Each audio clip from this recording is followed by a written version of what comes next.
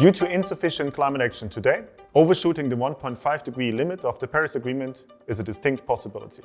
There's also a likelihood that temperature will go to higher levels before it will return back to safer levels. The PROVIDE project is focusing on this holistic question of climate overshoot, from exploring long-term sea level and glacier loss to the implications of urban climate change and heat stress and the adaptation needs arising from it. We used emulators. They are lightweight, agile tools to mimic the Earth system models.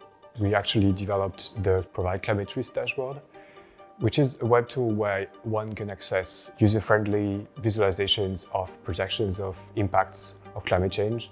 And I think it's quite unique because it covers a lot of sectors. So it has impacts on glaciers, on biodiversity, on urban heat stress. And it covers a lot of countries around the world, but also small island states.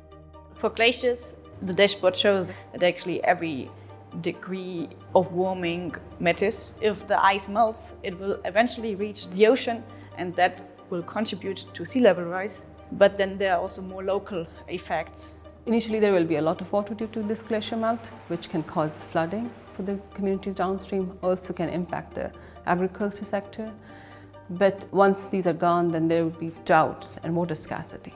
So it will be really uninhabitable for the communities downstream. One of the most impactful consequences of climate change are wildfires. With climate change, you have atmospheric conditions that are more prone, conducive for fires. Warmer, drier, more windy during fire seasons. In this project, we studied 135,000 species globally, and we assessed whether the climate would become unsuitable for those species under different levels of global warming in the future.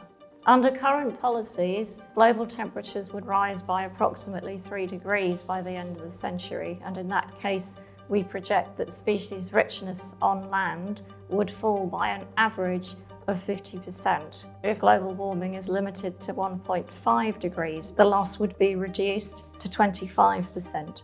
So there is a huge potential for humans to intervene to protect biodiversity. We need to understand what impacts of climate change we can still avoid today. At the same time, we need to understand what impacts of climate change may be already unavoidable and what we need to prepare for. If you want to know more about how the dashboard works, please check out our tutorial video.